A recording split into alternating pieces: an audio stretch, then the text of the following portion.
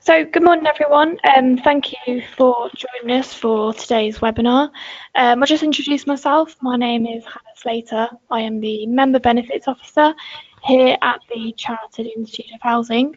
My colleague Sarah Smith, Membership and Regional Support Officer, is also on hand if anyone has any technical issues, and we'll go through those just in a moment. Joining us today, we have Rosemary McLean, Director of Career Innovation, and also David North, Senior Consultant for Career Innovation. I'm just going to run through very quickly some housekeeping slides, and we would encourage you to participate using the questions box throughout the webinar. And the webinar will run for 1 hour, so I'll just quickly go through these slides with you now. So how it's going to work, as I said, the webinar is for 1 hour and it is going to be recorded. So I'll just kick off and do some housekeeping slides very quickly before I hand over to Rosemary. Okay, everybody, hopefully you can hear me and your audio is working okay. If you can't hear, please can you let us know by typing into the questions box, and my colleague Sarah will be able to help you. So I'll just give you a couple of moments to do that.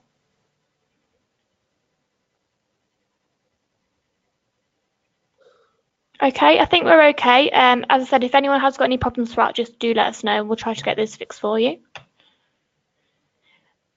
Participation is key when it comes to webinars, so please do type in your questions in the comment box there on the side, and there will also be some poll questions throughout the webinar too.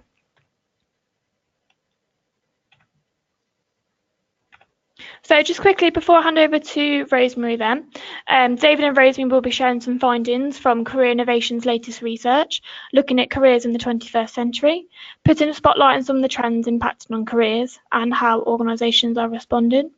We would like your thoughts and feedback, because David is actually putting a report together. So any thoughts and feedback you have either on the webinar or after, please do share them with us.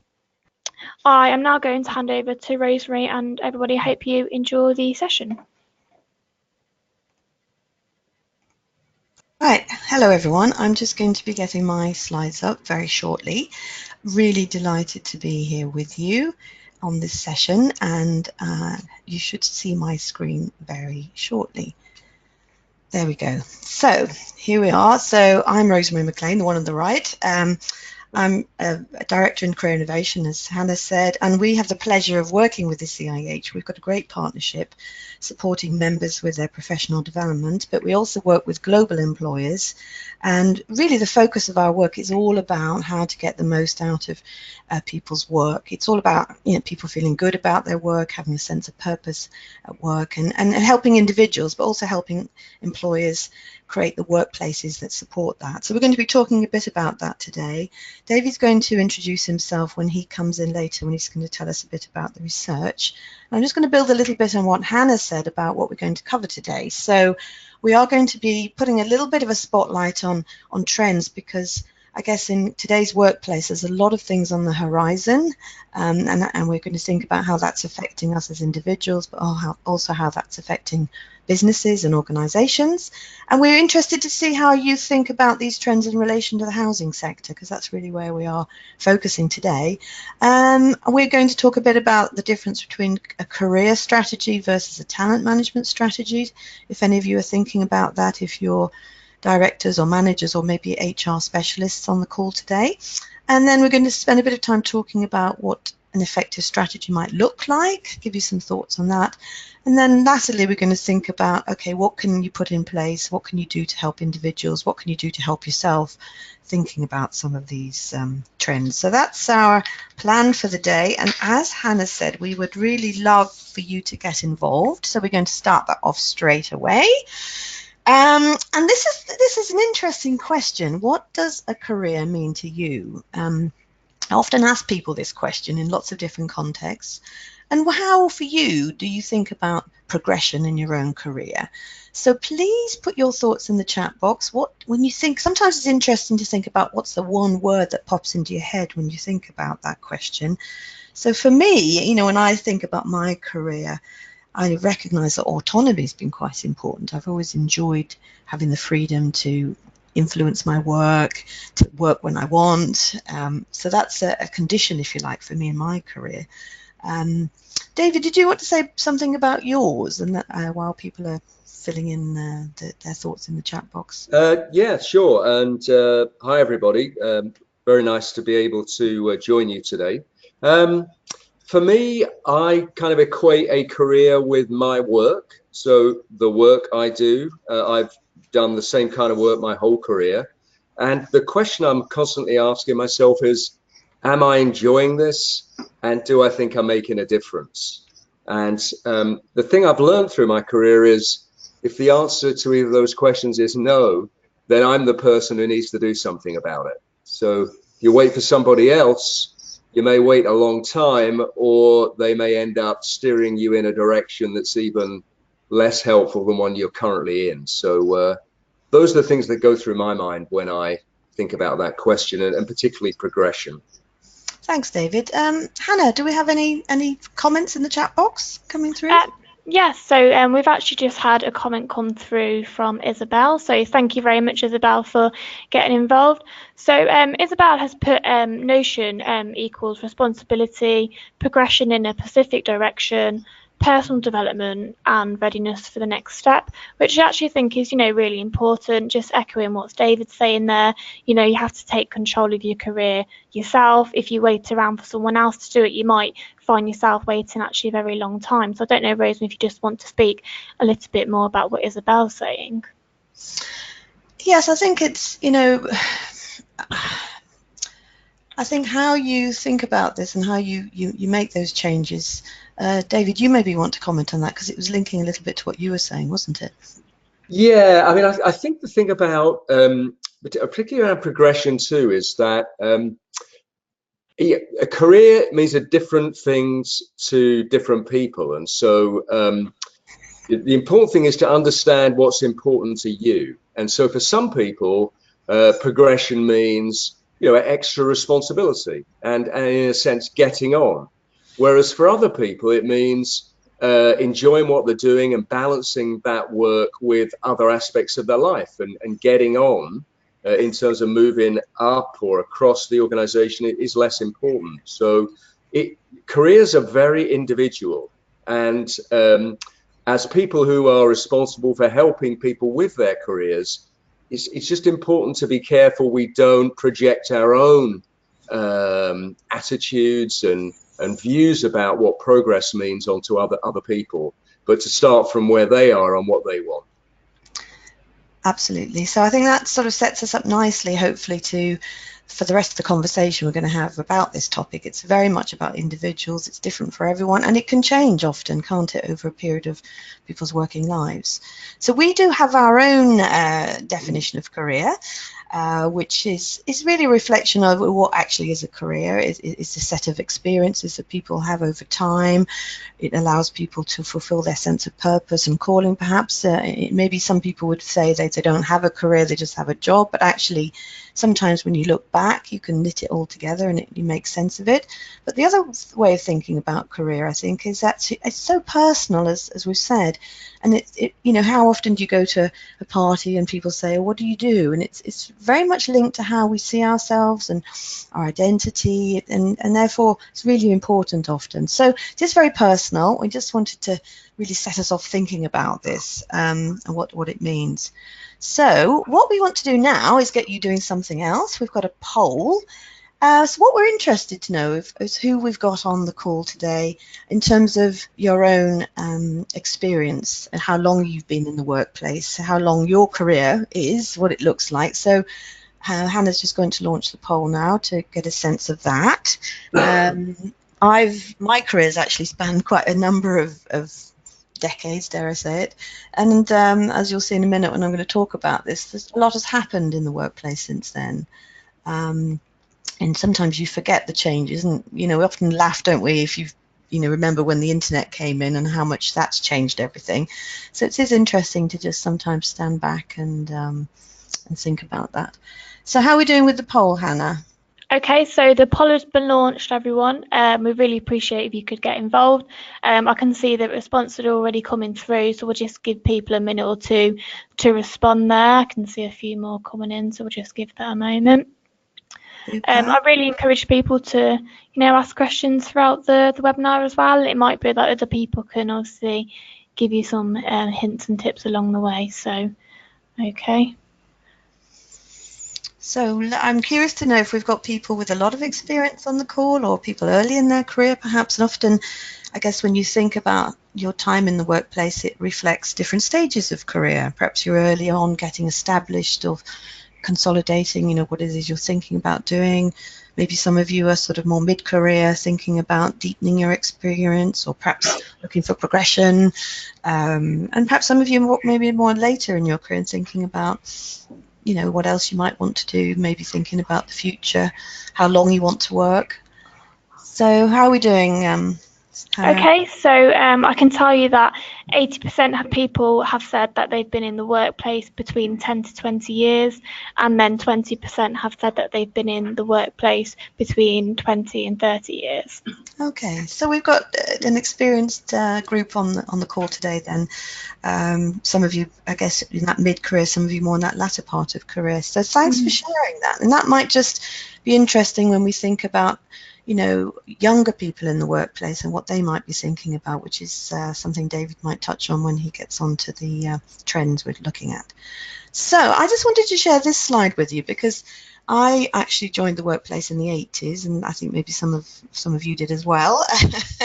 And what this shows really is some of the big shifts that we've seen in the workplace. In the 80s, that was really when, I think job for life was still very much in people's minds, particularly in, long established organizations, maybe in the public sector, financial services and those sorts of industries. It was pretty much that you felt you had a long-term career and tenure with one organization. But then we started to see a shift. And in the 90s, this is when I was doing a lot of work with people who'd been affected by redundancy and mergers, acquisitions. There was a huge shift then around instability for people in their jobs. And that's when really people started to talk about, it's down to you to manage your own career, get on with it, really. And people started to, think about the idea of themselves as a business, that they were managing their own business. And then what we've seen, I think, in the noughties is a big shift towards talent management. Talent management wasn't really talked about in the 90s. It came in at the end of the 90s with War for Talent, and organizations responding to that by focusing more and more just on top talent and the talent in your careers for the few. And I think that meant that a lot of people in organizations couldn't see where their career was heading. Now we're in a new decade and coming towards the end of it. A lot has changed. So what we're interested to look at is where are we heading now in terms of this. So do put your comments in the chat box if you've recognized some of these shifts here or you disagree with them. We'd love to hear from you. But I think there has been quite a big shift in the workplace. Maybe in housing there's some particular things that you would overlay onto this about what you've seen in those decades from your own experience. So Hannah, just pause there for a second. Are there any comments coming in from the chat box that you want to share? I don't think so, Rosemary, but just to pick up on the last sort of question we asked, Isabel sort of came in on measure as well, and she sort of said what measure meant to her, and she sort of said, reputation, internal and external influences, access to opportunities as well. So yeah, that's an interesting one, Isabel. That thinking about reputation, it's almost linked to your legacy as well, isn't it? Sometimes people, when they're at a particular point in their career, want, well, what's all this been worth? What have I left? What have I done? And we were talking earlier before we came on the call. David was talking about his milkman who's got an OBE. So that, for him, that's a very, very important, and he has it on his milk cart. So for people, this can be really important, that sense of what impact you're having. So thank you very much for that, Isabel. So hopefully this is sort of get us in the frame of mind now for I'm going to pass over to David, who's going to really share with you some, really interesting research we've just been doing about careers in the 21st century and where this is shifting in terms of individuals, but also employers. So David, I'm going to pass to you now. Okay, thank you very much, Rosemary. And just a very brief word about my background. I could chart my career against that previous slide. So for me, in the 70s and 80s, I was working in local government. Then in the late 80s and 90s, I was working in a financial services business. And then over the last 2 decades, I've been working independently. So I've been through a couple of big career transitions, and also from being an individual contributor to a manager. And probably most significant in my career, I spent 5 years working in the US. And in fact, I'm on this call this afternoon, this morning for me. I'm in North Carolina in the US because I continued living here for part of the year. So my career was a kind of series of transitions. To the topic of 21st century careers then, which was the focus of our research, what we were interested in was what's shaping 21st century careers, and how are individuals and organizations are responding to the influences on those. We conducted a number of interviews, and I'll tell you about the things people told us in a moment. And those interviews were with HR leaders across a wide variety of organizations. We were interested in exploring 3 broad trends, and the 3 trends are the pink circles on this slide. I'm going to just introduce the trends to you. So let's start with automation. And so we were interested there in talking to people about the pace and convergence of technological change that's led some people to talk about a 4th industrial revolution. And there are lots of stories in the press about, are robots going to steal your job? And I think what I discovered was the commentators are split, really. Some are very pessimistic about prospects for the future, and others are much more optimistic. They see the elimination of routine work as an opportunity to create more, in the words of the Taylor report, good work for all people. But at the very least, it's going to mean reskilling and redeployment for many people. And I know that people will have been doing that throughout their careers already, but it's really the pace and the scope of the change in people's work and skill sets that I think are going to mark the future out. So that's automation. The gig economy working practices, which is our second pink bubble.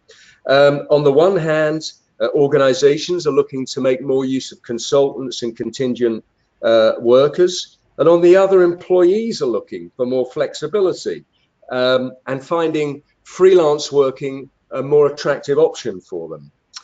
Digital platforms are making it possible to match employers who have a need for labor and individuals who want to market their labor to organizations. And that phenomenon is occurring within organizations as well, not just between organizations and people on the outside. We're seeing a bit of a shift from fixed jobs to thinking about work more in terms of skill sets, experiences, and multiple roles at the same time for an individual in the workplace. And lastly, individuals, particularly those entering the workplace, placing a particularly high value on development opportunities and the feeling that they're being stretched and developing their employability. The final trend was diverse talent pools, and a whole variety of reasons why this is prevalent today. A declining overall workforce in the UK and many other developing countries as more people retire than are replaced by new entrants into the workforce. A desire for a greater gender balance at senior levels and in traditional male occupations.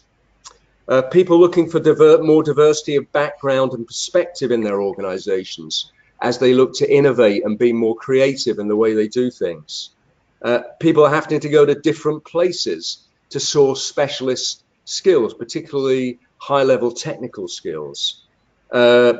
Organizations that are looking for a workforce that better reflects their customer base or their local population.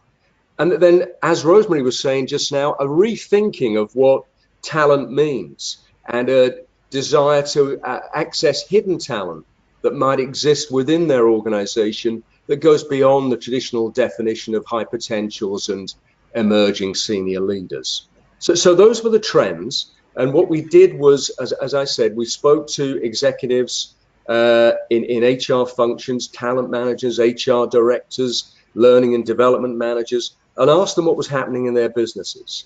So I'll just go around and quickly tell you some of the things we heard. So starting with automation again, in the brewing industry, in the motor industry, lots of reskilling going on, assembly workers, routine assembly roles disappearing, robots becoming much more prevalent, and so that the work of the operative there is to really interface with the robotic device, and so their skill level changes quite significantly. In publishing and engineering, technician jobs really changing as computers perform routine work. In legal and finance industries, new business models emerging around digital, and HR being part of a working party looking at what's the impact for the future capabilities we'll require, skills and careers. In professional bodies, if foundation level roles change significantly or eliminated, what does that mean for training and career patterns where the building blocks of careers no longer exist? In the hospitality industry, we heard about just because you can automate doesn't mean you should automate. So you could put kiosks in every hotel reception, but the hospitality industry understands that a human interaction is key for them. And the main area around automation was really readiness. Are individuals ready? Are organizations ready to grasp the opportunities as well as the challenges? On gig economy, definitely people looking for more flexibility, and the more scarce the resource they have, the more scarce the skill they have, the more flexibility they're looking for. So to work remotely, to work different hours. Young people certainly looking for development stretch, and if they feel they're not getting the assignments that they're looking for, they're more inclined to leave the organization. Employees encouraging people to think about joining their external pool of professionals that they can tap into, recognizing that not everybody who's talented can build a management career within their organization. More fluid attitudes to jobs, so more project working in some organizations, but not everywhere. We found some organizations, particularly in retail, where job descriptions and also in engineering, professional careers are carrying on in a broadly similar pattern to the past. Really important to have good information on people's interests if you're going to use technology platforms to match opportunities and your people. And finally, the importance of having a flexible response from your HR function. If you've worked hard to scout a key technical skill you need in your business, and then it takes a month to go through the bureaucracy to make the offer to them, you may find you've lost that person to another more agile business. So finally, moving on to diverse talent pools, what did we find there? Well, we found that we talked to an insurance company that had a sponsor program for accelerating the development of the careers of its female executives. We found a transport company celebrating its first female train drivers. We found many companies talking about the benefits of apprentice programs as the entry points for trainees into their organization, and the different perspectives they were bringing and how that was changing the culture of their businesses.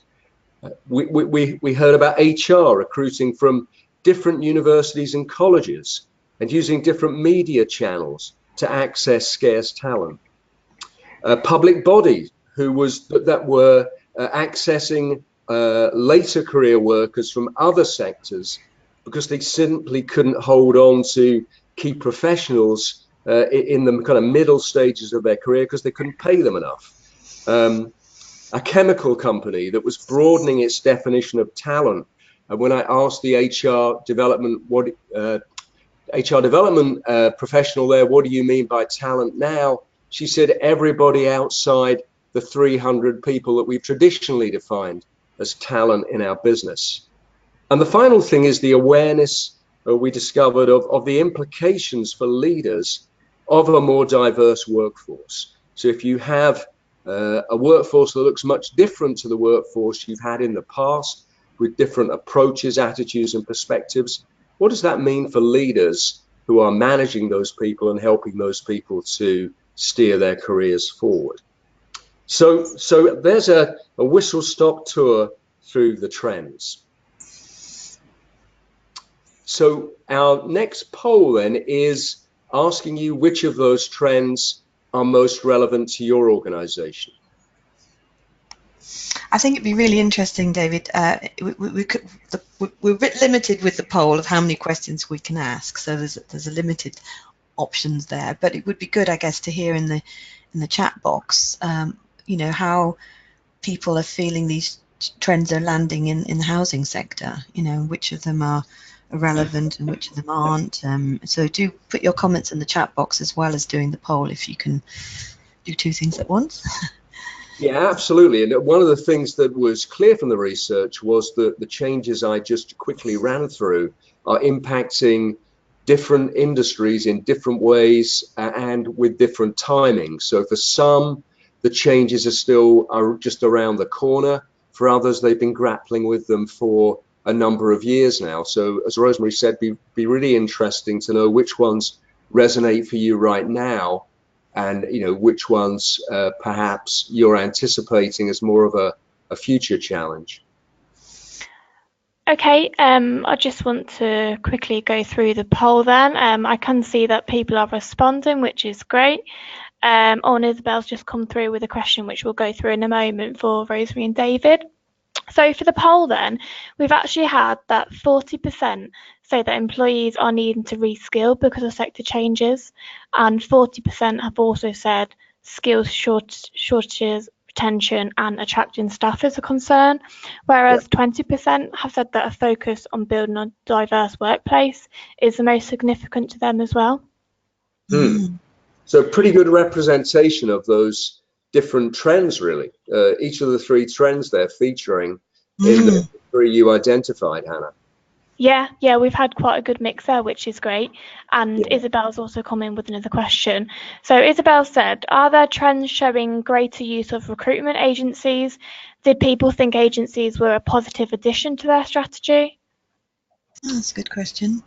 I didn't hear that a lot. I tell you one thing I did hear, which was if you are able to really tap into the talent that already exists within your organization, then you might well find that the talent you're looking for is, you know, closer at hand than you think it is, and in the process you can save a lot of external recruitment costs. That's one thing I heard.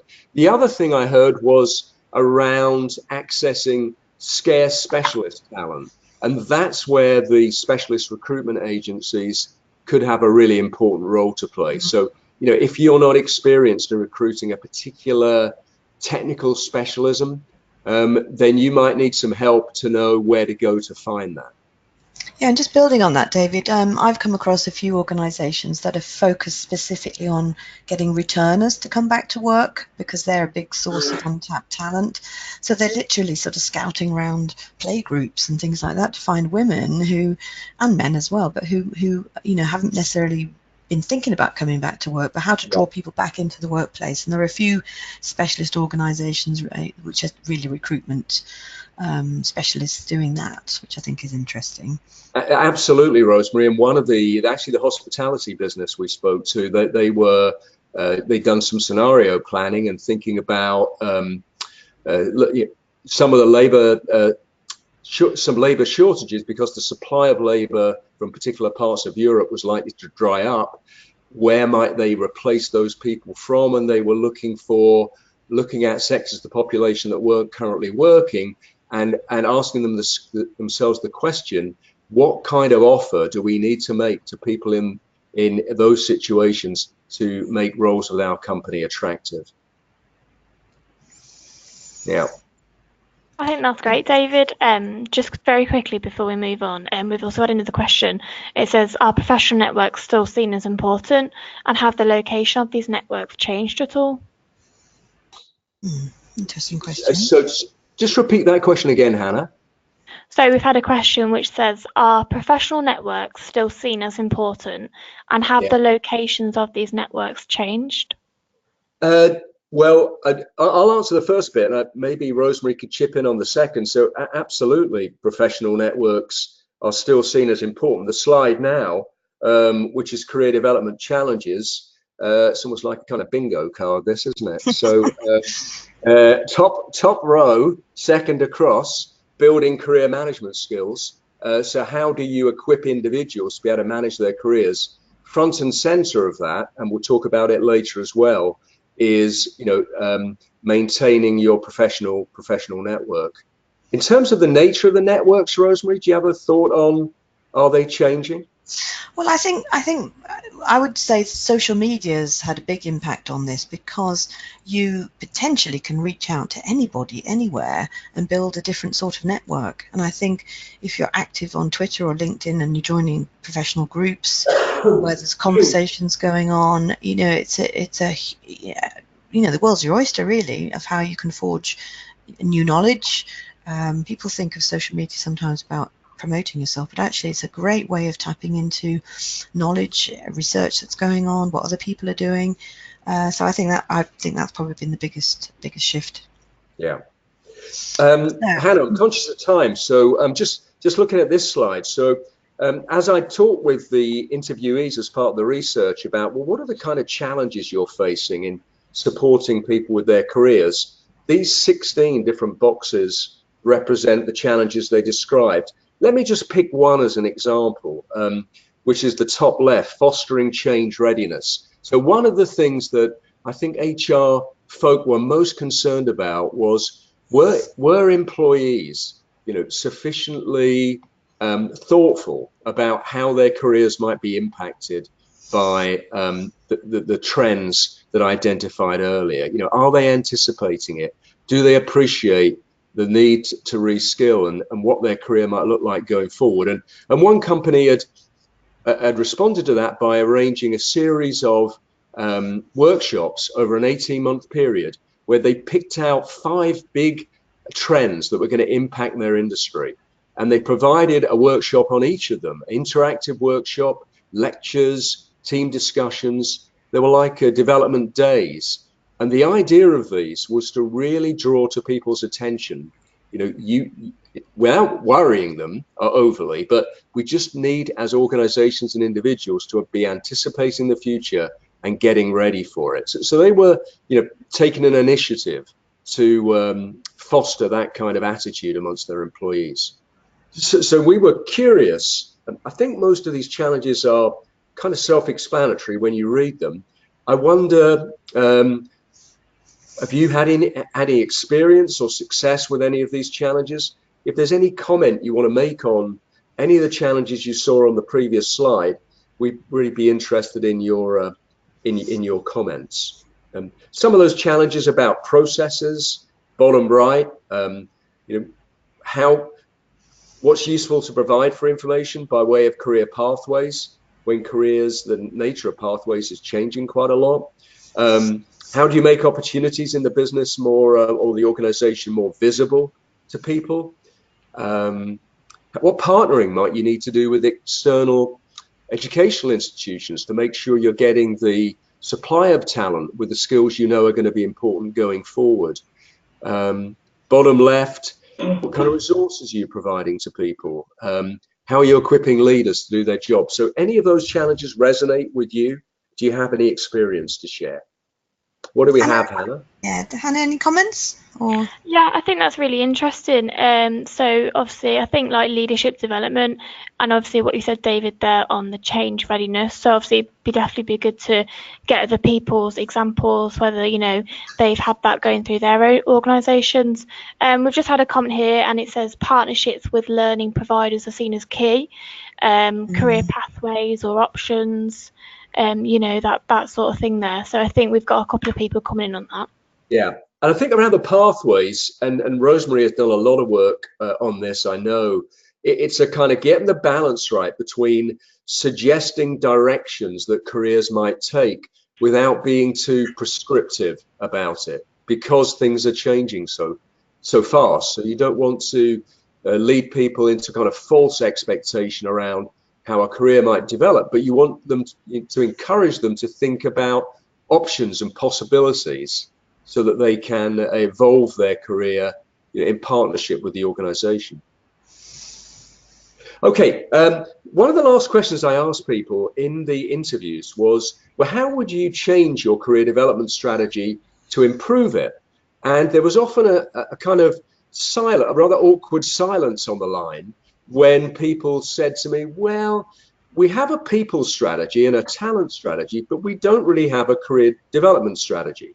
And that was a kind of disappointing response for us as Career Innovation. So we explored that a little with them, and we asked some questions around how might you differentiate a career development strategy, and if you had one beyond your talent management strategy, what benefits would it offer you and the organization? And the next slide suggests indicates the responses we came up with here. So the fundamental thing in the kind of top left part of the slide here, how's a career development strategy different? We think is to think about a talent strategy and a career development strategy as two sides of the same coin. So the talent strategy is focused really on the organization's purpose and strategy and the people it needs, the numbers of people, the types of people, the skills, the succession to achieve its business objectives. And the other side of the coin is the employee side. So it's the individual's interests, motivations, ambitions, hopes for their career. And what the career development strategy does is it connects the talent strategy with individuals' aspirations and interests. And by doing that, you get a really good blend of benefits for the two. One of the things your career development strategy will do is it will articulate the career proposition. One of the people I spoke to in the research, a senior HR director, said, I travel around the organization a lot and people are often asking me about careers. And I think all HR or senior leaders need to have an answer to the question in the bubble here.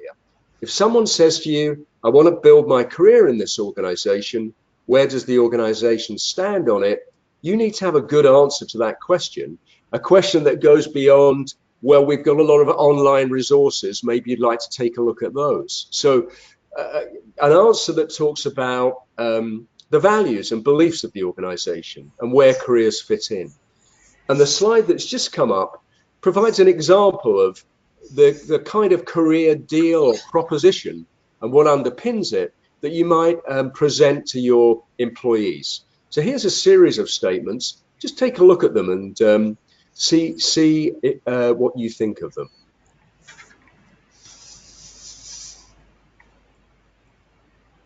I think this, David, is actually very powerful if you actually start to have conversations in the organization, in your business about the beliefs, because it then starts to really connect with people, and also it needs to connect with what the business needs from people as well, where the organization's heading, and so that's really important. So if you're talking about what's important to the business, that you need people to be flexible and to reskill, how can you describe that in a way that actually reaches people and is attractive to people and it's beneficial for them? So that's the work, isn't it, getting that part of it right? It is. I mean, in a sense, a deal is, here's what you get from the organization, here's what we can offer you, and here's what you as an individual need to give to get that. And I think it's very valuable to the individual to see that transparently written down. And it's really helpful to the organization too, because it's a measure of whether its career development strategy is working or not. And we worked with a client a few years back where the chairman said, our organization offers all of our employees a world of opportunity. And when we went into the organization, we found that individuals didn't see it that way. Well, they saw the world of opportunity, but they didn't feel they could access it because opportunities weren't being advertised everywhere, because it was very hard to move from one part of the organization to another. And so if you articulate the strategy and what people are going to give and get, then that gives you a really good way to measure how you're doing. So let's pause now, David, and let's have a bit of reaction through the poll. Because it'd be good to hear, you know, depending on what your role is in your organization, whether you're aware, is there a strategy? Do you have a strategy in place? Is it something you're thinking about? It perhaps might not be part of your job. So we've got a poll here just to get a bit of feedback about where you are in your organization. And then I'm going to say a little bit about how, you know, the components of what we think makes a good career strategy, if it's something you want to go away and think a bit more about. So Hannah, I guess you've launched the poll now. Yeah. So I'm just going to give it a few moments, just bear with me. Yeah, I suppose what we're saying here in a way is there are these trends, they're really big trends going on, and actually at the heart of it is what organizations are doing to try and grow and thrive. But the other side of it is what can individuals do to grow and thrive, and having an explicit approach to this and a way of thinking about it in the business is really helpful. And I think in our experience, a lot of organizations aren't really thinking about this in any joined up way. Rosemary, can I you had that slide earlier that had the kind of different stages of the evolution of approaches to careers with question mark 2019. And, you know, from what I've, discovered over the last few months, I think maybe a more transparent and closer partnership between the organization and individuals might be, you know, one of the features of that next box. Yeah, yeah. And not just focusing on top talent, because if you just focus on top talent, you're not reaching. A lot of people talk about employees being invisible because they're not even noticed. You know, if you've got people doing all sorts of jobs throughout the organisation, what can you do for the people who are, you know, perceived as invisible for them? Anyway, let's hear what the poll's telling us then. Hannah. Yeah, sorry about that, Rosie. So just sorry, I had a bit of a technical issue with the poll. But I think overall that most people would probably say that obviously it's important to have a career development strategy, but, you know, a lot of people might have one, but it's not really a joined-up approach, or some people don't really have a strategy in place, that sort of thing. So I think people know it's important. I think it's just spending that time, isn't it, on, you know, making sure that's at the centre. Well, that's a nice segue to what we're going to talk about next. So here we have the CI career strategy model. So, you know, one of the things we did a few years ago was we were talking to a lot to employers about, you know, how do you do this sort of work? And they said, well, we're not quite sure. So we came up with a way of describing some of the activities that you might want to think about in a joined up way. Now, we've already talked about the one in the middle, which is this whole idea of how do you describe career, you know, the proposition, what's the career deal, what are employees' expectations and how do you respond to that, but also how do you respond to what you need to develop. So we've touched on that already with what David was talking about.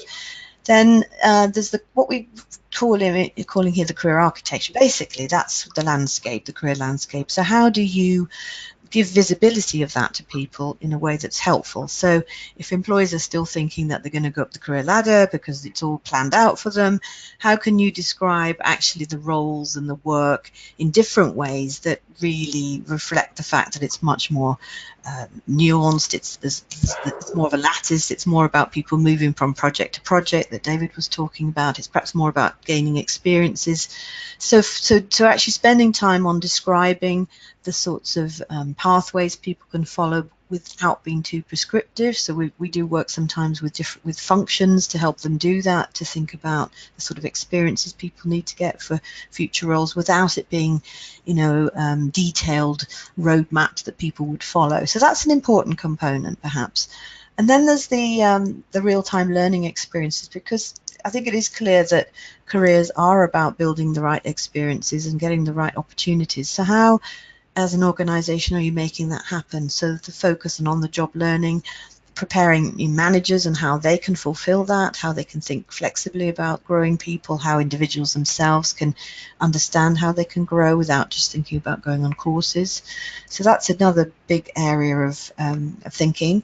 Then there's what we call the career enablers here, which is actually what David was just touching on, the career management skills. So sometimes there's a mismatch between what employees are doing that can be quite passive about their own learning. I think that was what you mentioned earlier, David, about how can you get employees to see that lifelong learning is really beneficial for them and a need, in fact, with the way the future of work is going.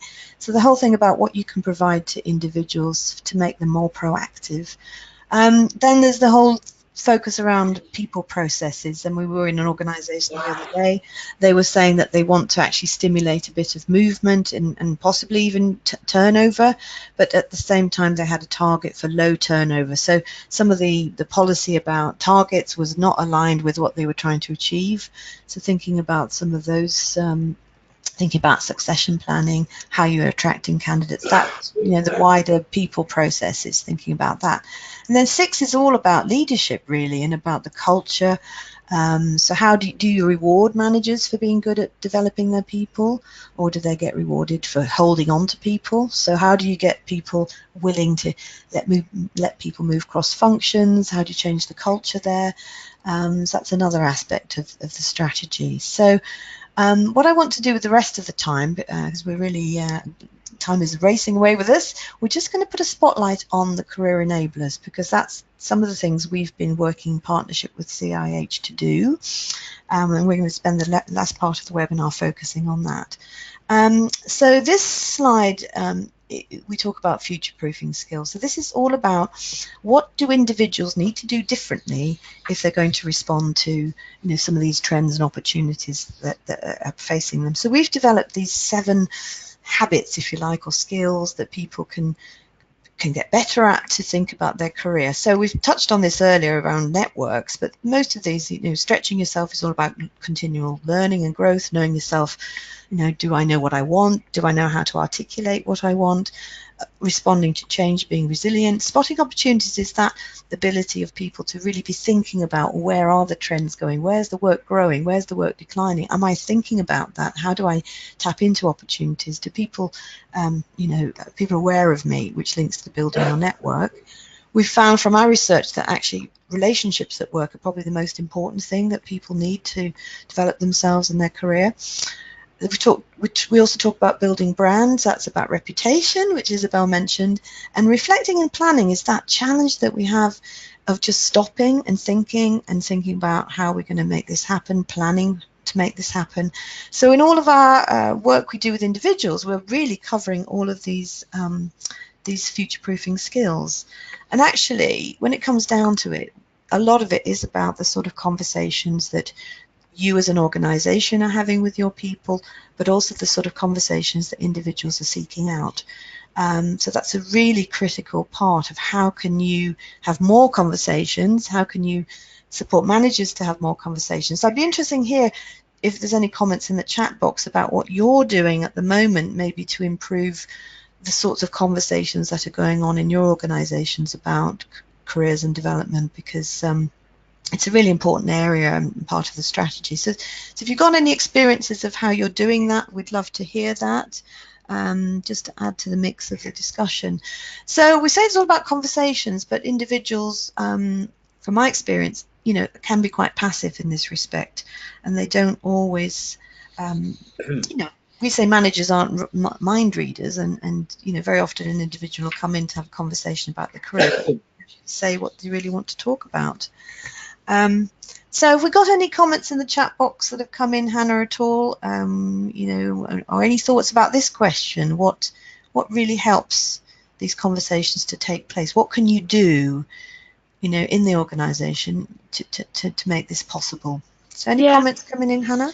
I think we haven't got any comments at the moment, but I'd quite like to add sort of my own personal take on it. So obviously we're just looking at future-proofing skills, and obviously Isabel sort of talking about, you know, growing your networks and the use of social media. I think is really important.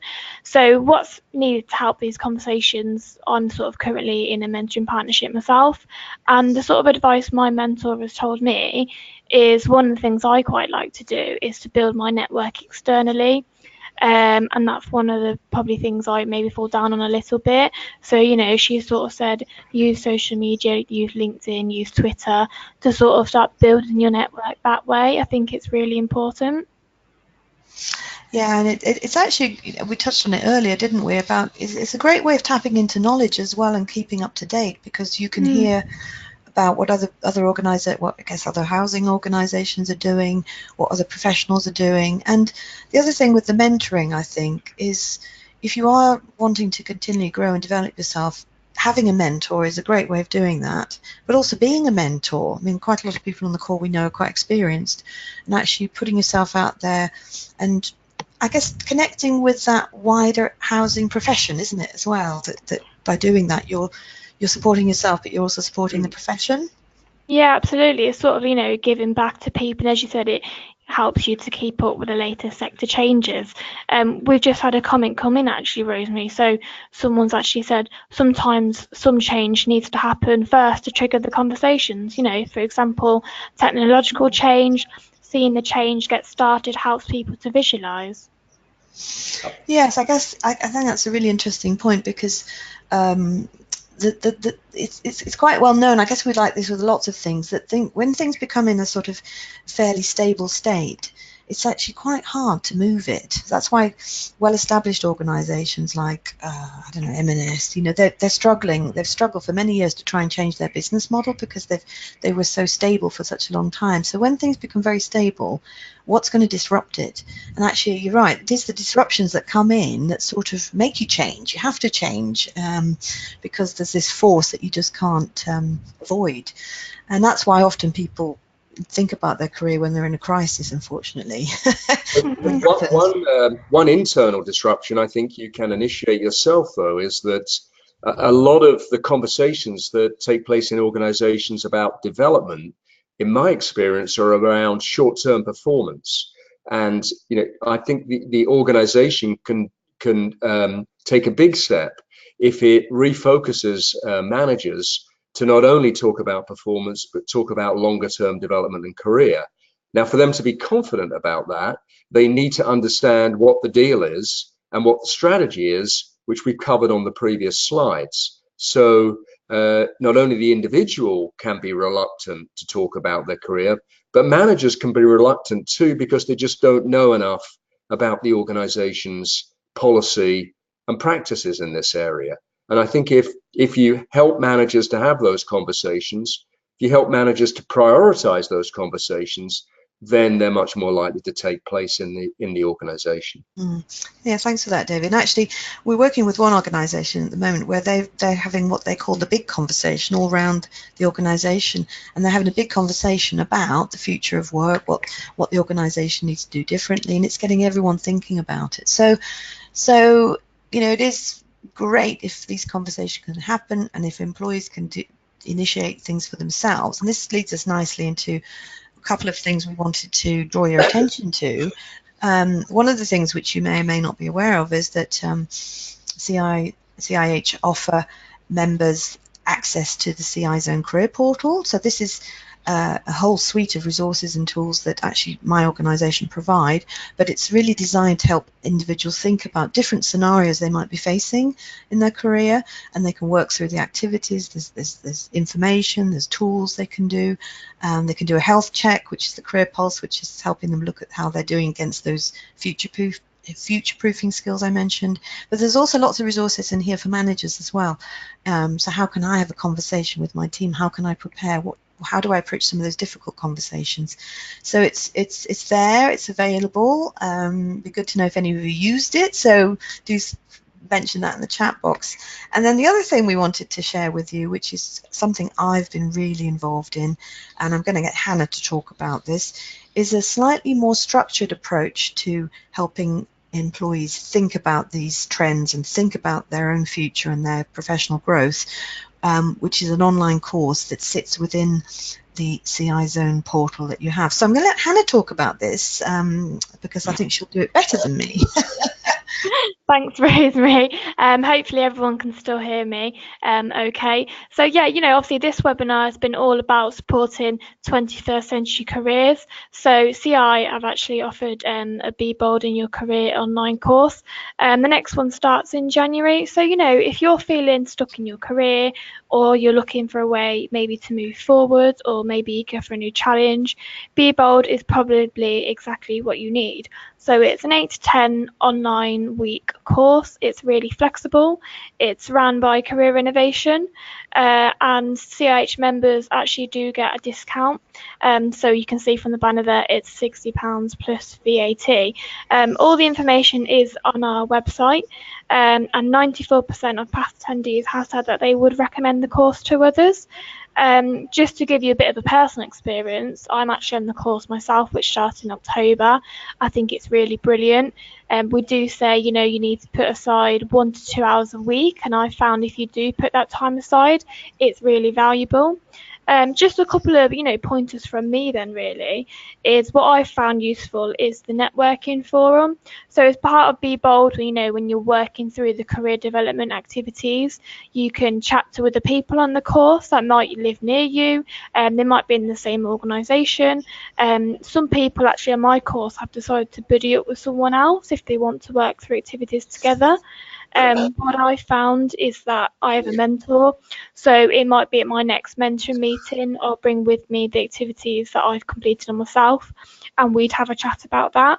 And there's also, opportunities to ask people other questions about how they feel like you come across yourself, what do they think you can do to improve in your career, which I think is a really important aspect of the course.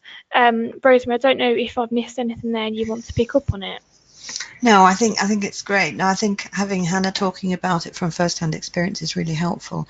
I guess, you could think of this for yourself, but you could also think of it for people in your team. And what we found has worked well in some housing associations is where they've had a number of people take part in the course at the same time, or they've been on past cohorts.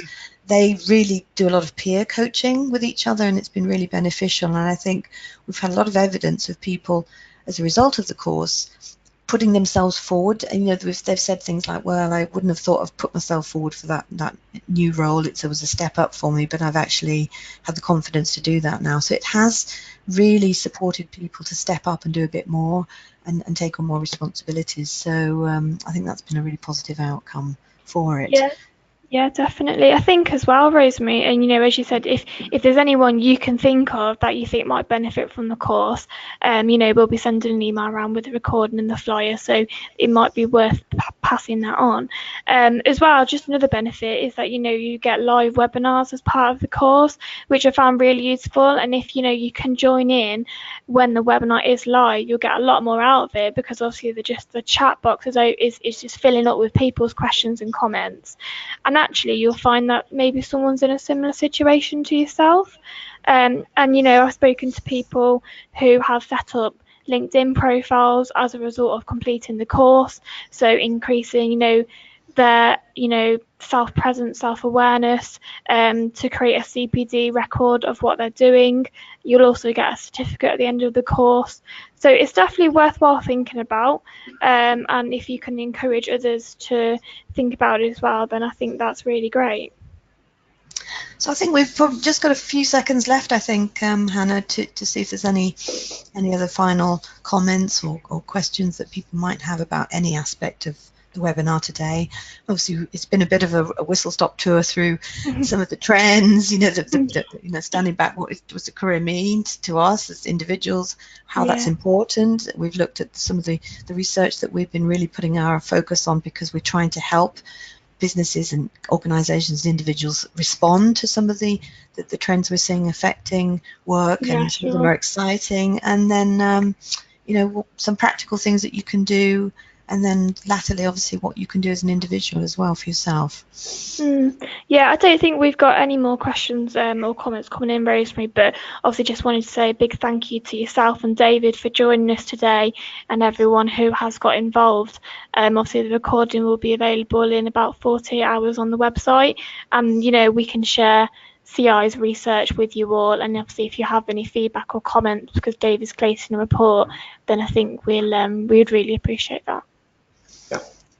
Absolutely. So it's been great to spend the hour with you. All the best for the rest of your day. Yep, brilliant. Okay, thank you for everyone for joining us, and we'll close the webinar now. Thank you very much. Thank you.